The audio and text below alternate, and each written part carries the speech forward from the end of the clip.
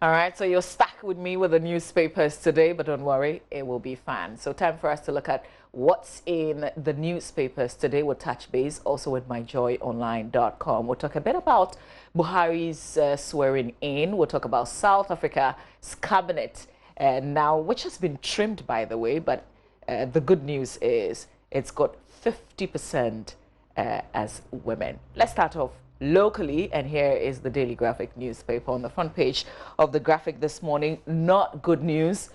We don't want to get tired talking about the situation of floods, and it just has to rain for some 30 minutes, and we'll see everything that we've been seeing over the period. So the picture on the front page of the Daily Graphic newspaper, unfortunately, is not new. It is what exists. So Accra underwater again. Portions, what you see on the front page, actually portions of Odon are covered by flood waters after yesterday's rain. Picture by Douglas Anani Frimpong, and you would get to see that, I guess, hopefully. Okay, in the absence of that, okay, yeah, there you go. That's what's on the front page of the Daily Graphic newspaper. There's a story to it by Juliet H.R. Safo. But GRA intercepts 5 container loads of rosewood. They were headed for Tema Port. Police to hand spot fines to indisciplined drivers. That's interesting. That's on page 16 in the paper. Military family unveils statue in honor of Major Mahama's. Yesterday marked the second year of his murder, the gruesome murder of Major Maxwell Mahama. Okay, back page of the Daily Graphic newspaper. FDA intercepts unregistered oxytocin injections in Tamale. Also, Chugu Demonstration Basic School gets ICT lab. And that will be it really for the Daily Graphic newspaper in terms of what's making a headline on the front and back page of the paper. Let's follow up with the Ghanaian Times, and I'll come through with the Daily Guide, the Daily Dispatch, the Business Finder, and I'll end it with the Daily Statesman. So the Ghanaian Times up next, and here's what's on the front page. Election of MMDCEs, national referendum set for December 10. It comes with a picture of the local government minister, Hajia Alima Mahama. Also, we'll always use FIFA preferred grass. That's according to Wembley CEO. He's assuring Mr. Robert Coleman. 80 liquid waste drivers, operators arrested for causing public nuisance. There's also another story in the paper today. Statue in honor of Major Maxwell Mahama unveiled. Heavy rain floods parts of Accra. And on the back page of the Ghanaian Times, Kotoko thrash RTU. Ghana National Fire Service launches 5-year strategic plan. Is also a story on the back page of the Times. In the center spread, well, basically the story is on the front page. Details of that in the center spread of the paper. The Daily Guide. Front page of the Daily Guide now. My mom is alive and kicking. That's former President Jerry John Rawlings. And it's come to this because people spread false news. The news making rounds was that his mom had passed, but that isn't true. They issued a statement and is in the paper today. Gunmen raid Forex Bureau, kill man for 600,000 Ghana cedis. Alhaji Osman Jadad, aka Alhaji Sita, a picture of him on the front page of the paper. And this has led to calls by some who are asking for the police to patrol, particularly the Accra-Aflao highway, because that's where this incident happened. Parties reach consensus on vigilantism. Buhari sworn in. Let's check out if there's something in the center spread of the paper. Absolutely, there's some entertainment. Stoneboy, Shatawali, others for Nightlife Awards. Amake Abebrese returns to TV after 2 years. Rollins dazzles in the kitchen again. Okay, government to end poverty by 2030. Ghana Post attribute improvement to technology, and youth gets jobs at Ghana Job Fair. GCB Bank launches Easy Pick, and that's in the center spread of the Daily Guide newspaper. On the back page, though, Ghana Lord's Jan Appiah talks. Juve captured Sari. What is a question on the back page of the paper? And some more sports stories, but I'll leave details of sport to Benedict, who comes up right after the newspaper headlines. Let's move on to the Daily Dispatch newspaper front page. Stability and sustained development. Well, there's something on Ghana, and you might want to check it out. But this is the banner headline: Ending political vigilantism. NPP and NDC agreed to end, quote and unquote, all die be die, boot for boots. Police overview of vigilantism. Accra to experience 2 days of power outages. That story is on page 2 in the Daily Dispatch newspaper. The Business Finder next. Front page: protect to grow local manufacturing firms. Chamber of Commerce, PEF, tells government. Railway growth to hit 6.9% GDP and more cash for MMDAs. There's a summary of the market, the consumer price, inflation, interest rates, Ghana Stock Exchange. You can check it out there. So 91-day Treasury bill, that's 14.76%. 182-day Treasury bill is 15.33 or 15.33%. You can check out the rest in terms of the rates in the Business Finder newspaper. Okay, let's do the last hardcore newspaper, the Daily Statesman front page.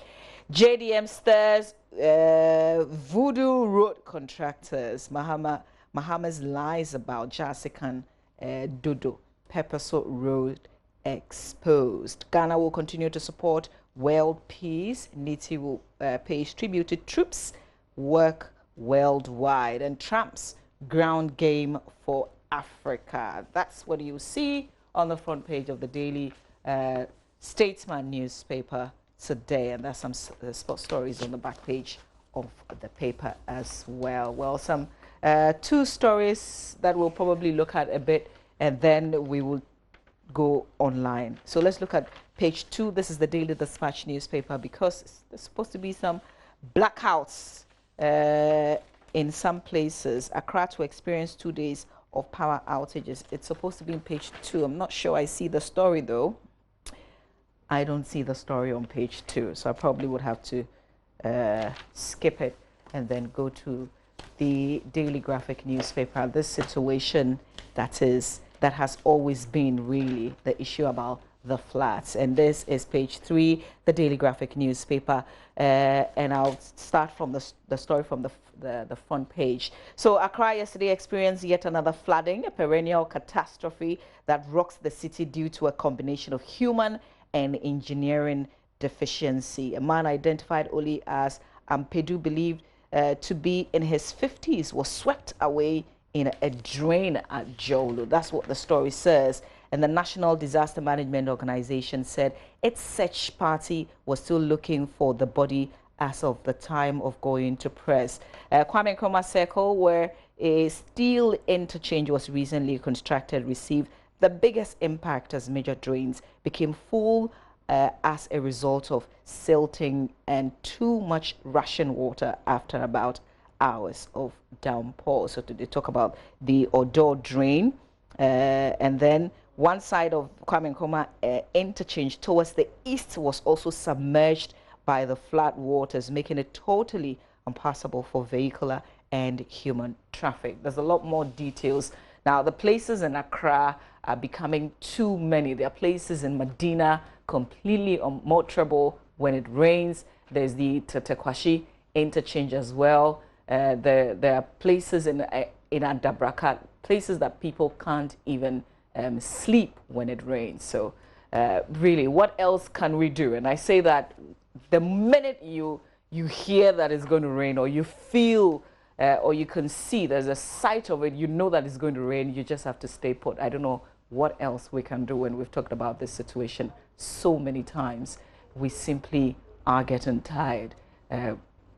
Is there hope for us really with this floods? And it just will have to rain for 30 minutes and you see this coming up again. It's almost like we're recycling, but this is a situation that we live with, unfortunately, in Ghana. We would see what else or how else we can have this conversation to bring more attention to it. Is it more attention, or we simply don't have people who can fix the problem? Well, okay, let's do myjoyonline.com, and then we can check out the BBC and do some foreign stories as well. So here's myjoyonline.com.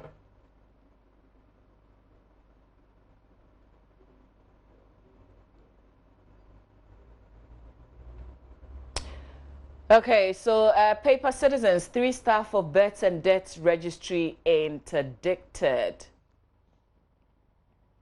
Meteo agency predicts more rains in Accra, other parts of Ghana today, Thursday. Okay, so we have to open up this story a bit, Fred, because I've been talking about the floods. So if there's an alert, we have to share it so people can know even before they make their movements. If you're still at home, wait for it. We've got some details coming through.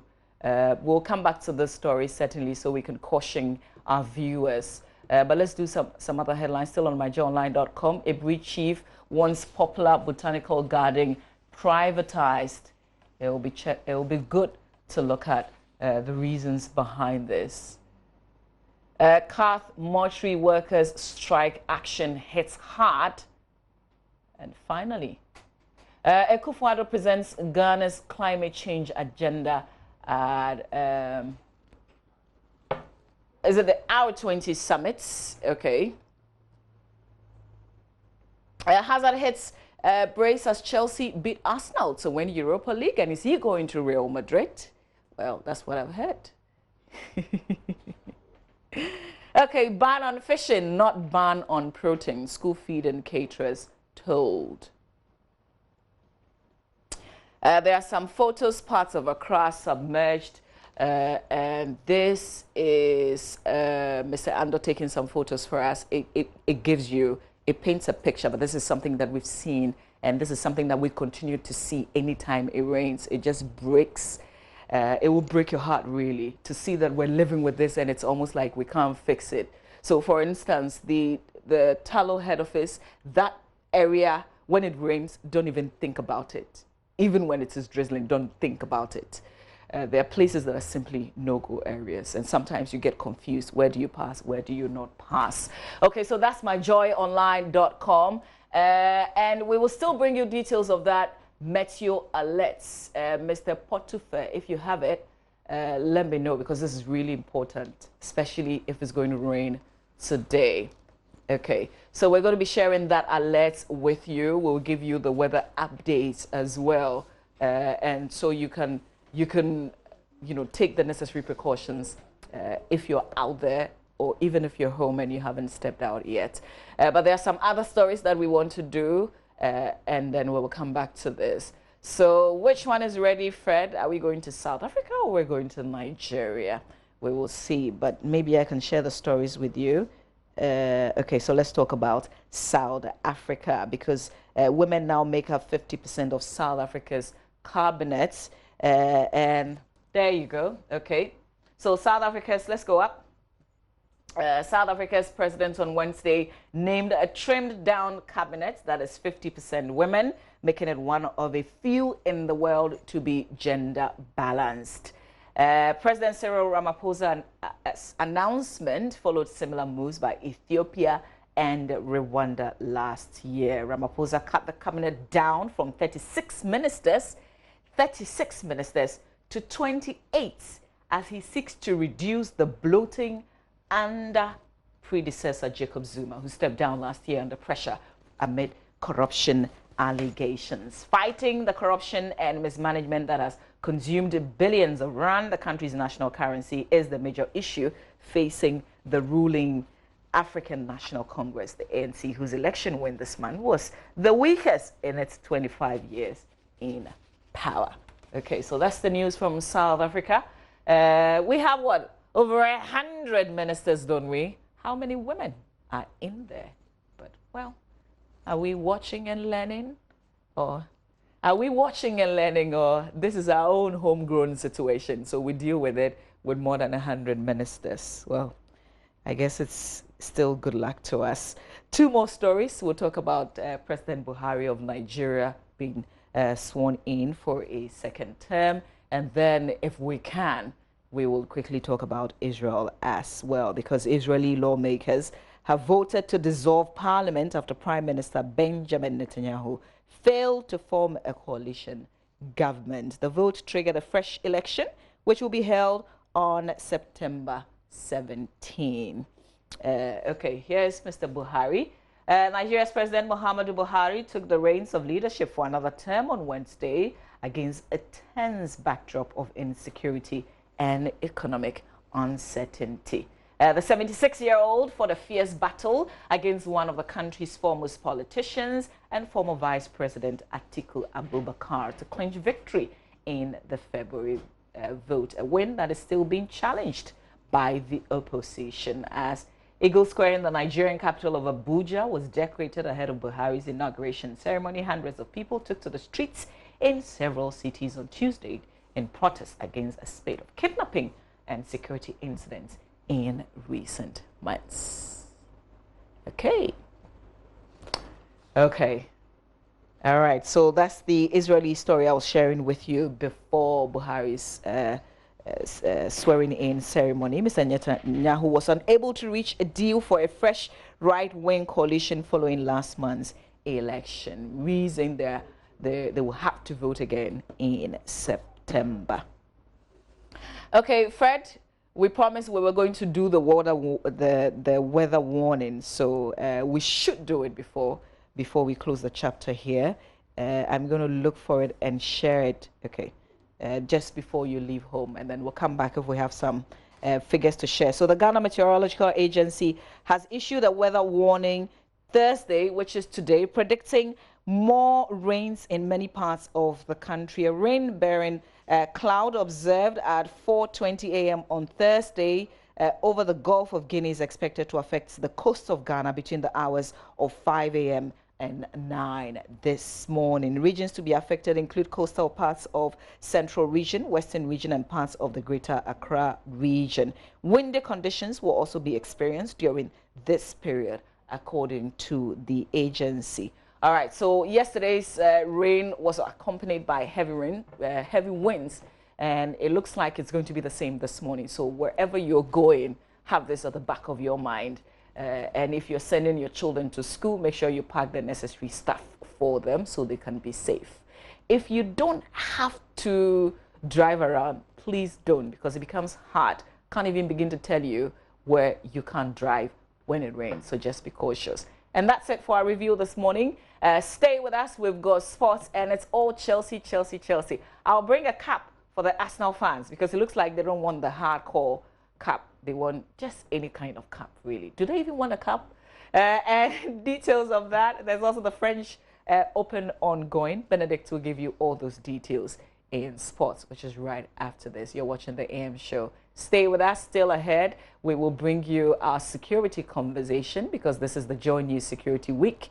And then we've also got the wellness events ongoing at the National Theatre, the Joy Business wellness event. I will tell you a lot more about it as we go there live this morning.